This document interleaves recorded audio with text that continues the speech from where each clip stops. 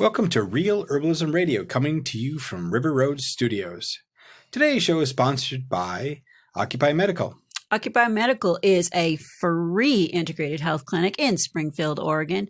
You can find us on the web at occupy-medical.org. And just remember, we are a 501c3 organization. We help with integrated health, and we are a free clinic. And we're full of love. So make sure you write out those donations, and we will send you a tax receipt. Get healthy now with Candace. Get healthy now with Candace, connecting people with plants to transform lives. As the old year wraps up and the new year starts off, I bet you y'all are looking to get your healthcare goals met this year, right? Sure, I am. I would love to work with you. I am accepting new clients. If you'd like to learn more, contact me through gethealthynowwithcandace.com. And Hunter Creation, if you're looking to get your business cards or brochures or posters, banners printed, Hunter Creation can help you save a lot of money, and they usually beat Vistaprint.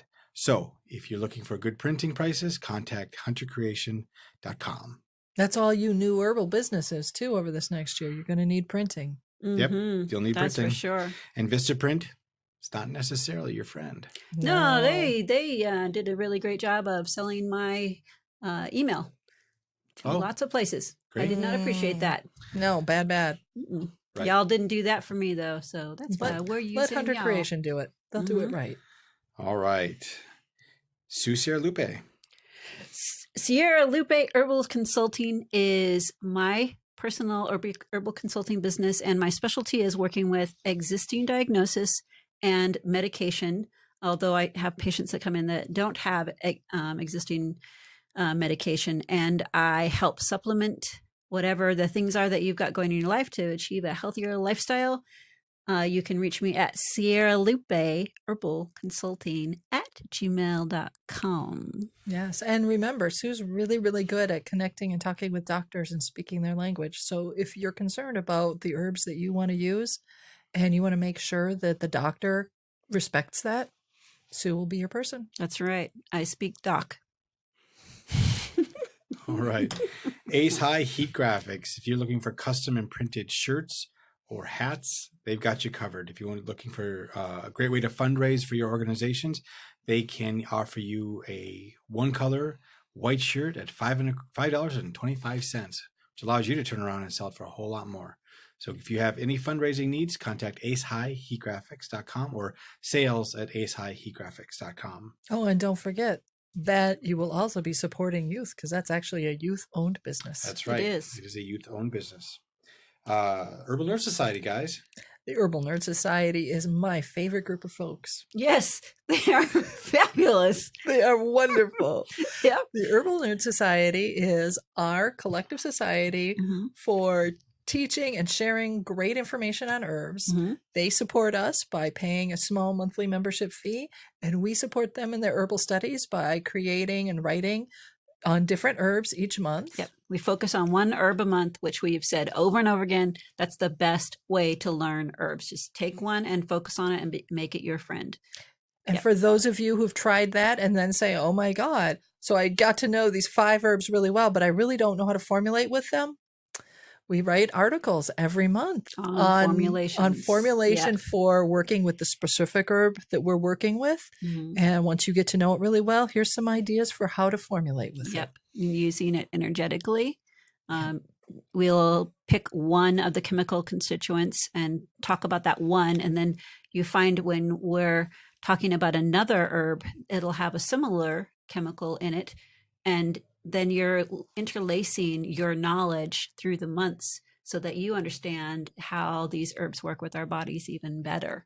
It's pretty fun. And just a basic introduction that Candace specializes in every time is nice, so that you're not lost in this herbal world. You have a helping hand along the way. And in that introduction, we usually source videos that are beyond the practical herbalist. So you kind of get an idea of some other potential herbal teachers that might be good ones to look at. Yep. And a thought on whether or not this might be an herb you can grow. That's right. Other benefits are access to all of the past podcasts that you can stream from your iPhone or phone or your computer. and also typically an advertising-free readability on the website. Yep. I had a whole different sentence to say there, but it didn't work out. So yeah, ad-free viewing. There you go. Ad-free viewing. Yeah. So for $49.99 a month, or $49.99 for the year, Yeah, that makes more and sense. $4.99 a month, you can become a member and support the Practical Herbalism and Real Herbalism Radio. Yep. All right. So on with the show. It's January. It's the second week. How many of us have already fallen off the bandwagon for our New Year's resolutions? How many of us are fighting through it and keeping it going? And our show today is we're going to talk about New Year's resolutions, but more specifically the goals and kind of practicing what we preach a little bit. So without further ado, here's your hosts, Candace Hunter and Sue Lupe. I'm Candace Hunter. And I'm Sue Lupe. And welcome to Real Herbalism Radio. So who's fallen off the bandwagon? Anyone? Not yet. I have not. I'm still mature. Woohoo! I had resolved that I was gonna, even if I was mad at people, that I was still gonna give them space for space for either me to figure out that I might be wrong, and if someone else made an error, then give them space to correct that error rather than just being angry. Mm-hmm. Like, be patient and kind. And you've had a lot of fights already in the last week. Oh, I've been duking it out. Well, I mean, I did actually had an encounter recently that I won't go into a great deal of. I like that encounter. It was an encounter, and the person annoyed me, and I just was like, I can't even think about this right now. It's not something for me to talk about, and I just let it sit there rather than address it immediately, and then waited to gather other information before making a judgment in that. I'm still annoyed with that person, but I feel like I need more information before having a conversation. That sounds like a close encounter of the third kind. No, I thought of that. It's the first kind. It's the first kind? one? The first kind. The first kind. Okay. Right. Oh, the second kind is where you No, I think that's animals. try to rip their heads I off. think that's animals. Uh-huh. Third kind's from out there. Oh, alien. The truth is out there. The The truth is out there. there. Okay. Yes. Well, good job. Thanks. Good job. Yep. I noticed I was getting angrier faster over this winter. Like, things were just, and even when I'm in front of people that I should be showing more leadership qualities, I was having little tantrums by expressing how mad I was. It's always hard to be our best self. Yes. Yeah, I was just trying to be like a little bit better than before. Really keeping it. Well, when we're in front of people and we're in leadership roles and doing that stuff, that's when we have to be the actor. Right. Yeah. You know, our best self. The person that once the door closes, that you go off. But Right. in front of everybody, it's, leader. Yeah. Mm-hmm. And Yeah. I'm not seeing that the person that I really am is the foot stomper. The person that I really am is the person that deals with whatever situation is there. No. So I really am a person that tries to think about stuff. There was a person that came in that we were asking for help from their agency into my clinic, and we had to work really hard to get through dispatch to get that ally in the door. Mm. And I got in a conversation with them, and they said, well, in order to get through dispatch, in order to get the emergency service that we provide, here are the lies you're going to have to say Mm-hmm. in order to get us in there. And just, say the lies to dispatch, get us in the door. And then when we get in the door, then tell us what the actual situation is. But you guys know that the patients that you serve are fragile and they need extra care that we provide. So dispatch doesn't get to be the decision maker for whether they get the care that they need. And I was furious. So I got to be a pirate. We all know, we got to storm the ship, and we have to we have to have this facade in order to get real life help for people that are in real danger. Yeah. And that's kind of like bribing the customs agent or something. right. Exactly. I mean, that's how I felt. I was kind mad. of corrupt. But there was also my staff was there, and then there's some patients that were within eyesight. And so, okay, well, I appreciate it. I guess it's like a code is the way I phrased it, a code to get the help for those that we serve. Okay. Really appreciate you sharing that code with me. Mm-hmm. And then the person left, and I went up into the break room for a minute. It's like, God, what's wrong with society? And All turned right. into the Hulk, and then back and then put it back in the bottle. Yep, and- yep. I just got it. I got a good tool. It's not my favorite tool, but it'll help. Good. So I did keep my resolution. So your beef was with society? My beef is with the dispatch when you call 911 or non-emergency, that there are things you have to tell them in order to get help for people that desperately need it.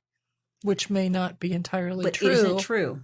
You might have to tell lies to the dispatch to get the help dispatched.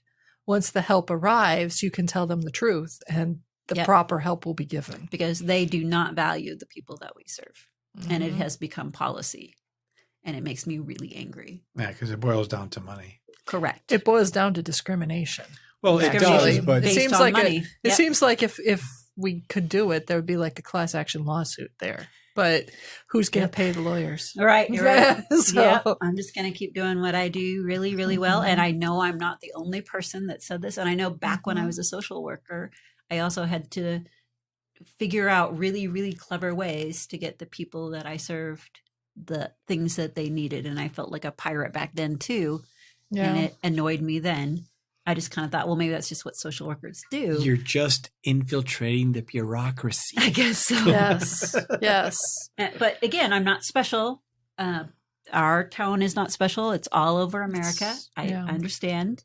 And that doesn't make me feel better. No, actually, no. It's like a cancer all over America. Yep. People deserve care. They should just get care. The end. That's my thing. So Yeah, but it's a values difference. You have one set of values, and our culture and society have a different set of values. Yep. And unfortunately, that's a place we don't resonate. no. Yeah. Okay.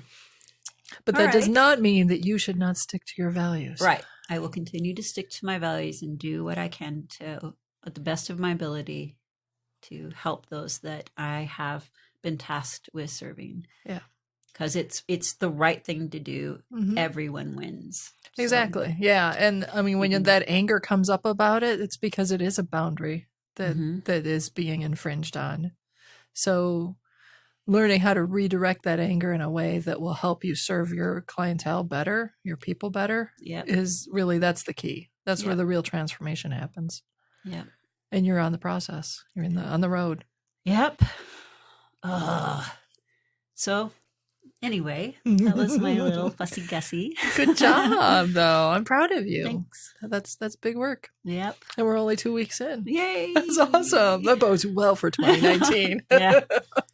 Yep. Well, Yeah. okay. So that was my little thing. Oh, another little thing that came up that someone said, the thing you do on New Year's Day is what you're going to do for the rest of the year. Oh God, someone said that to me too. And I was like, oh, fiddle faddle. Whatever. 'Cause Right. Because that's just artificial. we had a pajama whatever. day, and not going to wear pajama day all year long. You can so. hope. Yeah. Right. be great.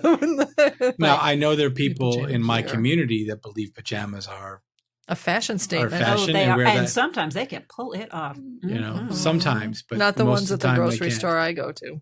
Mm-mm. If you would see me in my pajamas, they're so cute, little flannels with coffee cups on them. Yes, They're which is so cute in the kitchen in your living room, but not apparel that you wear to the store. No, I Yeah, wouldn't. yeah. So anyway, yeah, we couldn't do that. I know I can't pull off pajama day all day, every day in public. Mhm. Nobody wants to see that. And Nobody. maybe this person said that because, if you don't live it, don't make your resolution and live it and say, "Here's my resolution, but I'll start tomorrow." I think their don't idea is like whatever you choose to do on New Year's Day sets the tone for the year and tells people where your values are. Sure. But my reality is that's a holiday still. Mm-hmm. And it's the last of a long line of holidays. It's the end of our Bacchanalia. And I'm tired. Right. All day in pajamas just means I'm taking care of myself. So am I Well, going to there take you care? go. Is that what 2019 is going to be? Me taking care of myself? Because if that's so, I think we have already missed an entire week of me taking care of myself. Slacker. Not taking care of yourself. What did I took care. I passed out a bunch of donations, about 100 socks and stuff to homeless folks, and I did stuff I do all the time, but I didn't do it in my cute little jammies. I would have judged you. You would have judged me? I went tisk tisk. Yeah. Well, my mom would never have stepped out wearing Like even to the backyard, probably. sweatshirts and sweatpants. She never would have done that. And then she hit she hit her 40s and went, I do not give a crap. So she Sounds about right. So off she went. Sweatpants, trackies, or whatever. I sleep They're on on, so much. they're on the line. Okay. People wear them because they're going out to do workouts or whatever. I feel That's like- embarrassed. I mean, I'm 48. And I feel embarrassed wearing my sweatpants and stuff to my workout. I wear them because it's where it's appropriate, but I'm kind of like, I wouldn't go into a grocery store looking like this. Yeah. And I am no fashion plate. Y'all, you can attest to Right. that. I Yeah. am Right, not. but She's you're wearing not. a flannel and a t-shirt. Right. now. But you're yeah. dressing for the occasion. You're going to be sweating. You're actually going to be working out. Yeah, you know, it's an and- appropriate wear for Right. that. Mhm. You know. I But mean, not the grocery shopping. grocery You do shopping. not wear sweatpants to the bank. So I don't Just agree. wrong. I don't agree with what that person said, that what you do on the first is what you do for the year necessarily. Unless you can extrapolate, like you said, Candace, where It's not science-based. about taking No. care of yourself. Well, Right? Because, like, for instance, we were going to work out on that day. that did not work And out that for did not us. work out Didn't work out to work out. You know, we did go that Sunday before, but we didn't go that day. Yeah. So we should talk about exercise because that is one of the things that everybody. It's one of the Some top things. kinda. I'm going to That's lose a big weight. I one. want Not to lose weight, and I'm going to do exercise. Mhm. And that's why gyms love this time of year. Mhm. Yeah. Yeah. Memberships go skyrocket for the all night fitness place. And what they love about that is people will do that for the first month, but then forget about the fact that they're getting billed monthly, Right. Yeah. you know, And then every month they're getting billed, but they're not showing up. Right. and they keep it going because they're going to get back into it. Yes, they have hope. Mhm. Yeah. Yes. I think for And they me, get embarrassed. you know, I've said I don't like resolutions because that amount of change is too much to ask upon yourself typically. Like New Year's resolutions. Yeah. I like goals. Okay. I mean, if you can set specific goals, then you can try to measure them. And then from there, you might hit what you actually resolve to do. Mm. You know, As part of the process. right. Because they talk about like a ripple effect. Like if you say, I'm going to become a good leader. Mm-hmm. And you go through training and you go do all this stuff to become a good leader, like in your job or whatever, you want to be a better boss. There's a ripple effect around that. By learning all of the skill sets to become a good leader, you learn how to your personal relationships with your wife and your kids actually get better. Your health will actually get better. Other things will get better around that because you're making a bigger change for your lifestyle. It's a bigger goal, but because of that, to achieve that goal, there's all this ripple effect around that you end up doing. Like for instance, for me, I said that I wanted to. Well, I know it doesn't work this way, people. So I don't need the letters, but convert my excess weight into muscle. Mm-hmm. I know it's not like a Convert fat to muscle. Right. It's not a straight. It's not conversion. a direct conversion, but ultimately it is an indirect conversion. So, but I haven't said to my another part of my resolution wasn't I'm going to lose weight and I'm going to cut out all these things and I'm going to do all this stuff because that's never going to happen. That's too much change at one time. But if my goal is to convert my fat to muscle and I start working at that and keep going at that idea, there's a ripple effect around that. So in order to do that, I'm going to have to work out. If I have to work out and I start seeing the effects, I'm probably not going to say yes to that extra food or that sweet, or are those calories worth me doing this? Mm-hmm. You know, you start becoming very judicious about what am I taking in? What am I going to do? Do I really need that second beer? how much more time is that going to be in the gym if I do that? Right. I'm spending all this money, all this time, all this effort to, sculpt the perfect body, make myself be the better person I want to be. Is it worth sloughing off on that? And then, so that's a ripple effect. It's a cost. Yeah. I'm not going to do it because it's going to cost me something else, So that's part of there. And then other parts of that idea or that goal is becoming more regimented. I've started, trying to switch my clock to an earlier clock. So I'm getting up a lot earlier than I have been. I don't know if that'll last, but if I can really see the benefits, I probably will. It's a natural rhythm I had years ago, and I'm looking at getting back into it. Getting up early and getting your day going earlier. Right. And not burning the candle at both ends. I mean, it's not staying up till midnight and getting up at 5. Yeah. That's not going to work for me. I will crash out of that in 2 days. But going to bed at 9:30, 10 o'clock, and not like I'm going to sleep at 9:30, 10 o'clock. It's like going into my bedroom, closing the door, slowly get ready for bed, sit in bed. Maybe, I know people yell at this and say, you can't do that. Maybe watch a television show that I don't get a chance to watch and just be relaxed in a quiet room. It's working out great so far. Yeah. I'm getting up at 6:15 right now. Today was 6. And we'll see if I can push it to 5:30. Wow. And that's dark. Well, right now, this is the dark of the year, so it's dark. But I got out the door at 7 o'clock this morning, and it was dark. I felt like I should see tumbleweeds, snow drifts. I don't know, something.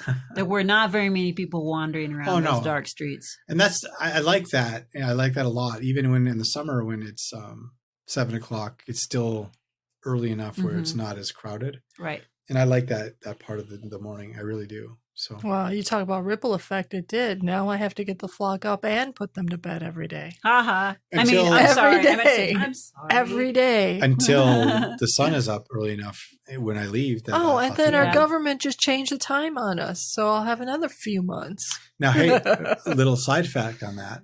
Yeah. California actually voted to not do that. So it's very possible. So they're not going to do? Yeah, it's very possible that Oregon and Washington will follow it because they follow a lot of the same legislation. Oh, I hope we do, because I would really like to not have that stupid time shift. That is so messed up. That is so bad for all of our circadian rhythms. It's bad enough we live in a city where you never really get actual full dark. Many of us do, but you don't actually get full dark because there's lights on all the time everywhere. But then on top of that, we start changing the times of days. I mean, that's probably cancer causing. It's gotta be. Well, I mean, hope not. The opinions expressed by Candace Hunter are not next to the There's research though that connects a lot of different like heart disease and diabetes and stuff to messed up circadian rhythms. And simple thing is like the time that the way the light changes to cause you to wake up also begins the hunger response. And if you are woken up really early or you're getting up really early sometimes and really late other times, like lights snapping on or, light shifts causing that, your hunger response changes, which then changes like a cascade effect. It changes all these different rhythms throughout your whole body. So I'm not kidding. It probably is cancer causing. Daylight savings time. They turn it back. We don't do that anymore. Rates of cancer and heart disease go down. That's my prediction. Okay. Right, I hope it's that simple. Well, we have to test for that and monitor it. So I don't know if we get the result if no one's It'll be a while. It'll be a few generations. But another part of that ripple effect is, how am I going to eat healthier? How am I going to change what I eat, but make it so that it's not doing what I've been doing, because that's not working either. And Candace turned me on to a book that I refused to read for 6-8 months. Yeah, it took me a long time. And I finally, she said, you really got to do it. So I did it. I'm almost done. And it's a sea change for me. I'm totally going to change everything in my diet. What's the name of that book? It's called Kiss the Ground. Oh, Kiss the Ground. Yep. By Josh Tickle. Josh Tickle.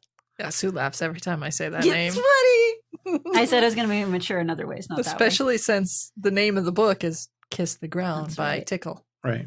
I mean, I just was blown away by the chapter by chapter how, most of not all of our major issues as a global community could be solved if we farm differently. And I was like, wait a second. So the only way that that's going to change is if consumers, being an American consumer, each drop in the ocean has to make a change. Yeah. So if I make a change and say I put my money somewhere else, maybe someone else will do it. Right. Until that happens, until that seed change happens where we actually ask for that, it's not going to, in our country, it won't change easily because it's governmental forces, it's ingrained systems. So, but anyway, that changed. And when I do that and I make that change, that's going to be a ripple effect because somebody else is going to be gaining from my choice. Like a local CSA, is that right? CSA? Yeah, CSA. Is going to benefit from that. A local farmer is probably going to benefit from that because I'm going to go to them for our protein, whether it's chicken or cows or pigs, that kind of thing. I'm going to go to someone that's doing that kind of growing. It's going to cost me more, but I can eat less too. Right. Because part of it too is the idea is that you're going to get a lot more nutrition out of regenerative organic growing than you are from well, and that's part of looking at the things that you do right as not being a cost. It's the things that are unhealthy or destructive. That's a cost. I understand. And you're right. And whether it's a money or like you said, unhealthy, there's a cost to that. Sometimes though, it's so hard when you look at, where your money can go for this, where your money can go for that. They're not apples to apples necessarily, but it's difficult when a head of lettuce costs this much at one store and it costs this much at another store, and versus organic versus not versus, and I got a family to feed. It's hard. I mean, it might be easier for me because we have 3 people in our family, but a family of 5, they're gonna be like, how do I make ends meet? Right. Yep. I have to make these choices. That's difficult. Yes, it is. Anyway, so that's where I'm at. Yeah. Oh, that sounds pretty cool. Oh, so you can make big changes. That's almost overwhelming where you're at. I know. Really? In 1 week, right? Right. In 1 week. One weekend. All right. 1 weekend, I've made massive change. You're the one that said, why don't you read this book? So. Oh, no. I've been trying to make this change happen for a decade. And finally, I think I'm getting a little traction here. So I'm excited. Okay. I forced it 10 years ago, but you can probably test, didn't hold. No. So. It doesn't. The neck may have wanted to turn the head, but the head kept turning back. Yeah. Now I've got the family starting to go in the direction I want, which is a focus on regenerative farming.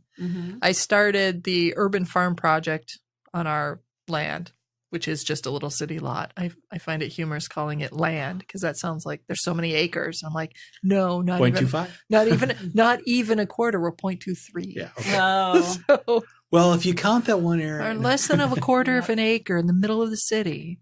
For people in San Francisco apartment, they're like, look at all that land. Right? Yeah. Jeez, it's a homestead. Yeah, exactly. You have a closet. You don't just live in one. Right. I have multiple closets. Oh, my God. Right. And growing up in the Midwest, though, I mean, my parents had almost a half acre in town. That was just normal, larger amounts, but where they lived. Right. But even the smaller lots, I mean, it didn't. But it changes your perspective. Yeah. It's so we move out here and I'm like, all the city lots are tiny compared to what I grew up with as city lots. So, but anyway, I started that project in part because I wanted to move in the direction of regenerative farming for producing as much of our vegetables as I could. And in theory, I could probably feed our whole family vegetable wise on our little land. Yep. But that's a theory. That's not a real practice. And it takes a lot of work. Yeah, exactly. And I'm not, and I have to, there's that work-life balance thing. I'm not in a position to fully do it. I found over the course of the last year that for me, growing vegetables doesn't seem to really work real well, but herbs grow really well for me. And I don't know why exactly that is, but vegetables and good organic vegetables are easily available. Right.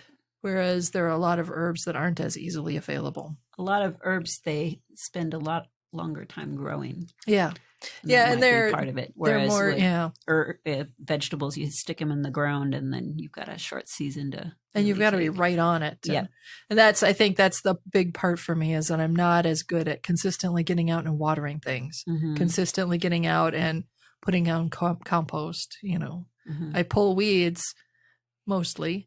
The bindweeds have really gotten out of, that I don't horrible. expect It's I'm ever. discouraging. Yeah, it's incredibly discouraging. And, I could go through the woe story of when I needed help and couldn't get help years ago when the first infestation began, and I was never able to keep up with it because it's allergy season and I can barely breathe outside. And, I did my best. I got my stories, but the fact is, you by the time you finally came to help out, it was long past when I really needed the help was 2 or 3 years previous to that. And individuals who shall not be named did not help. And I didn't have the money to pay any other individuals to show up. And I didn't have community connections at the time to reach out and get help. I was just kind of like, and here I am, infestation, half a yard, bindweed. Awesome. So on the plus side, I did discover last year that you can eat bindweed in a stew.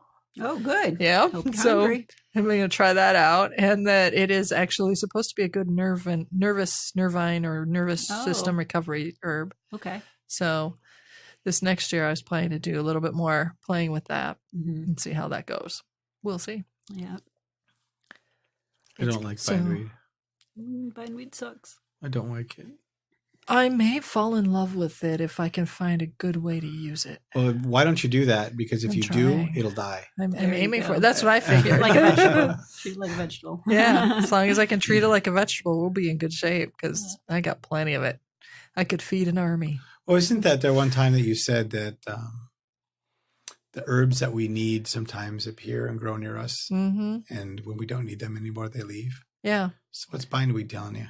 Oh, through all those years, and even now, it's my nervous system is overwrought. I've spent many years in a position of being really stressed out, and I've had insomnia. I've had what some people would call adrenal exhaustion. There's a whole bunch of people that say that doesn't exist, but either way, I had all those symptoms that get chalked up to adrenal exhaustion. I've been through a lot of craptacular fun symptoms that are related to pretty much nervous exhaustion and the results of not being able to get what I really need in my life just because I don't have the resources, or I don't have people in my life who can give me the space because it's not what they need. And I understand that it's not what they need, but it's what I need. Do you know what I mean? It's something that many of us go through. And then I've been doing a job, primary caregiver, which is caregiving is not something that's very valued in our country. And it's certainly not being a stay-at-home mom is not something that's been valued for pretty much my lifetime, So I've been doing a job that's also a marginalized job. So I've chosen to do the job that's a marginalized job. I've chosen to be in this position, I'm not blaming. I'm just saying that's where I've been. That's probably what the bindweed is there for. Artichokes grow really well for me, too. They do. They do. And I do absolutely love them. They're so wonderful. Yeah, I had actually a person that dropped me off one day, and he was like, "What are those?" Yeah. I said, "Those artichokes." Really? Yeah. Yeah. He got out of the car to look because he'd never seen them like that. They look pretty alien. That's funny. And I think they were blooming. Because he'd never seen that bloom before. Oh, he didn't know what they were. They're gorgeous, yeah. And he's like, "What do you do with those?" I was like, "My wife doesn't do anything with them. She just, we eat them. But as far as growing, they just grow. They grow. Put them in the ground. They just grow for her. They grow really, really well. I make a lot of bitters. Yeah. I make a lot of bitters with them. And that's my go-to whenever I get that. When you get those deep hiccups that are feel like they're coming out of your stomach, those really horrible ones. Those are the ones, you almost feel like you're going to throw up from them. Yeah, you can't eat. Yeah, they're really, the bitters, for me, the artichoke bitters works really well. Oh, interesting. Yeah. Well, that's good to know.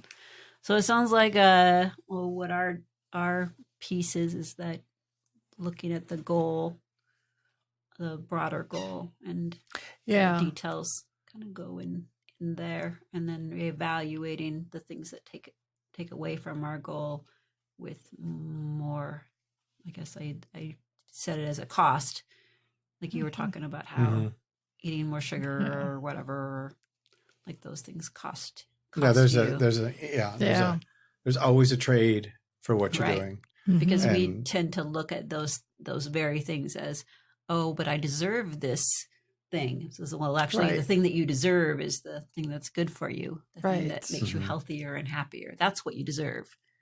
Yeah, yeah. Yeah, and the things, I mean, we look at the thing that is actually the cost, like the beer or the candy or the whatever that's setting you back on your weight loss goal. You think it's all pleasurable. It's actually not. Mm-hmm.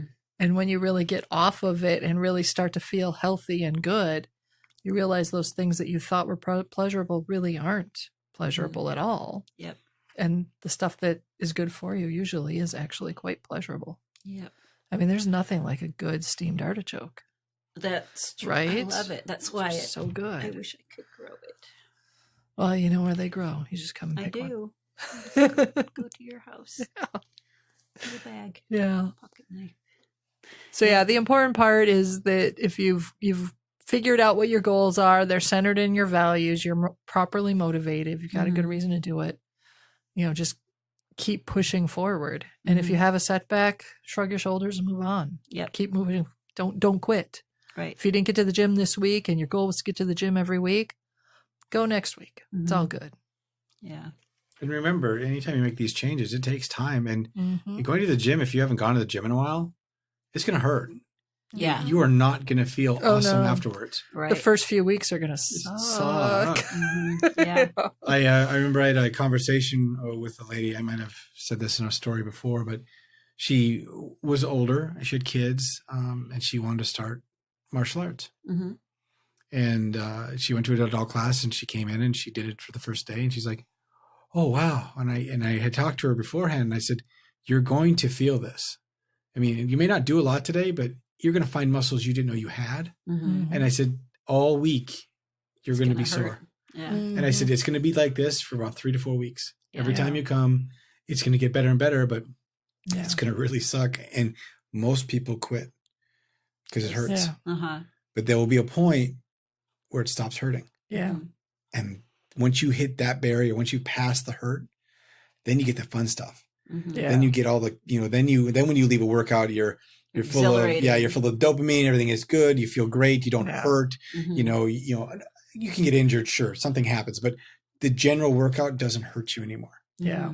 And then if you do feel a little bit of pain, you're like, oh, I know I did something today, Right. Yeah. or that just that little bit of ache, not, where you can't Not even an cut the injury. vegetables, Right. Right. Because when I first started Taekwondo for the first 2 weeks, I was like, if I keep feeling like this, there's no way I'm going to continue. Mhm. Yeah. And then I just kept pushing. I was like, no, you keep going. and then the click, and then it awful. changed, and it's like, okay, now I don't hurt anymore. Mhm. Yeah. I I knew you would reach that point. So I kept relentlessly pushing you. So that's my advice when I give it to people that haven't worked out and they're starting to work out, like Mhm. full on workouts. Like, this is going to hurt, and you're going Mhm. to feel this, and you're going to feel it tonight, tomorrow, and maybe even the next day.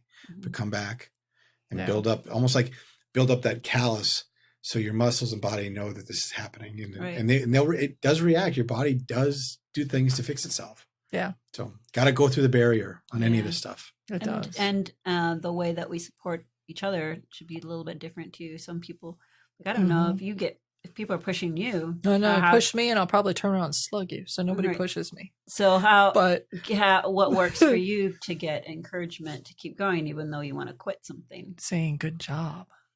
Uh-huh. Just acknowledging that I'm working my butt off to make myself do it. That's the kind of stuff. Yeah, I don't push Candace to do anything because it never works. No. She gets real pissy with me. So Yeah. when she does do it, I give the, oh, great job. You did it today. You got Yeah. out. You did it. I mean, I know Yeah. just getting out and doing it's half the battle, Mhm. yeah. so Yeah. I give her credit for that. I don't say during the workout, you should push harder or go faster, go stronger. Oh no, that would not work. No, she doesn't respond to her. Now, if someone's doing that to me, it does work. Mhm. Because I need that. I need someone to push me because I won't push myself. That I'm always like, well, I could back off here. It's Mhm. fine, Mhm. But I need someone saying, no, I see you can push harder, Mhm. and that helps me.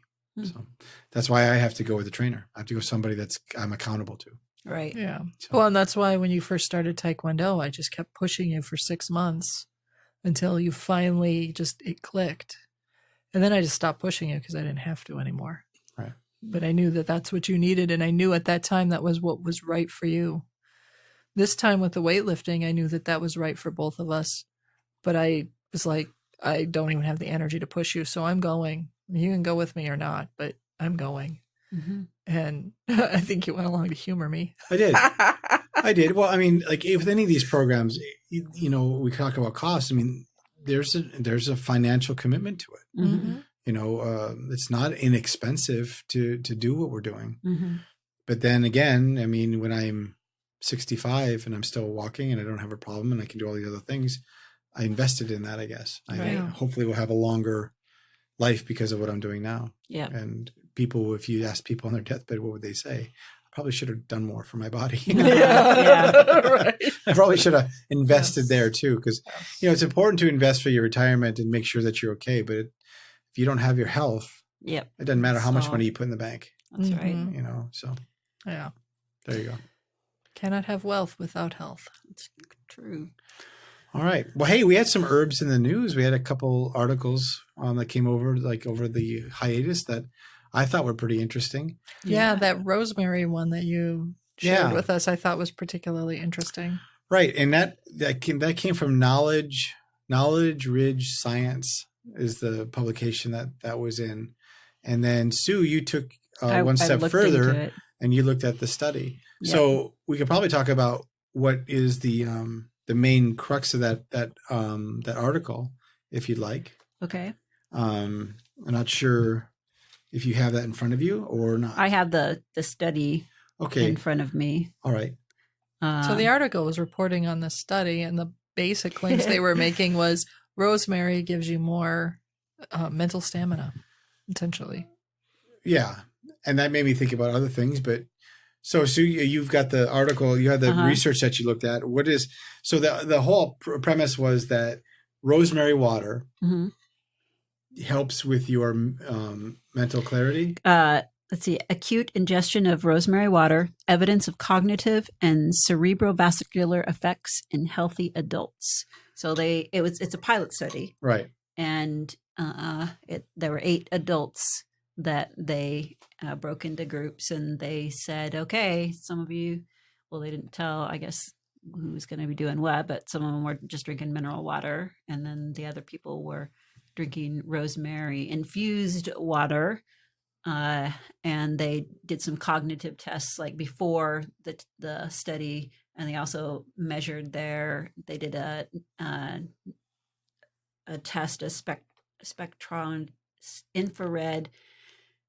I'd have to look up what the actual name of it is, but they're checking the oxygen levels of their blood. Okay. To check that out and see if it makes an actual effect on the body. And it was near infrared spectroscopy monitored levels of total oxygenated and deoxygenated hemoglobin. Correct. Yes.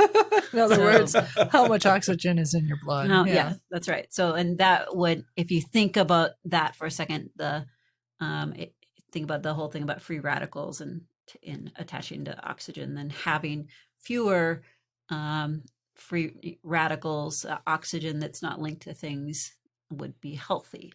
So rosemary is a kind of obvious for herbalists because we know that there's rosemary antioxidants. It's got high antioxidant value. So this was doing a little study and saying, well, does even just infused rosemary water have an effect? And in fact, it did.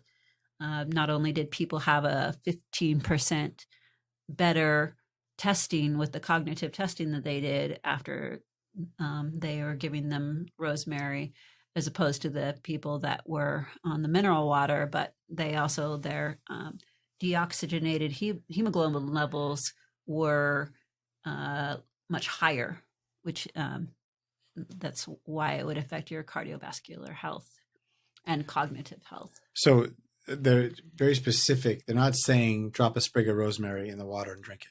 That's no. What they're talking about is basically a cold brew extract of rosemary, cold infused. They didn't specify what the process was. If I remember right, they called it a cold infusion patented process. In the No Ridge article, the team uses only fresh rosemary, not dried, And the herb is cold brewed to ensure that all the active compounds found in nature are extracted. This is not a flavor or an essence. That's what they say. Okay. So it sounded like from this, it was basically like a decoction, but it was just cold, and they let it sit for a while. Infusion, a cold infusion. Then you've done that with Tulsi cans. You a lot of times you'll cut Tulsi and put that into water and infuse it overnight, and then you drink it. Yeah. You know, and for me, I drink water because I like it, like workouts and stuff. But man, if you put a flavor in it for me, because I really don't like plain water. I need something in there. Help me out, you know. So you drink tea? No. It has to be cold water with some kind of flavor. My water intake goals, I don't drink water. I don't drink a lot. I don't drink enough fluid. No, he doesn't. I should Not drink. even close. You know, I mean, National Geographic once had an article on how do we drink enough water? And their premise was, based on this article, was coffee, wine, beer, milk, the vegetables you eat, all that stuff all contains water. And that's all part of the overall ounce count for your daily intake. Right. Now, granted, coffee is a diuretic and there are certain things there for sure.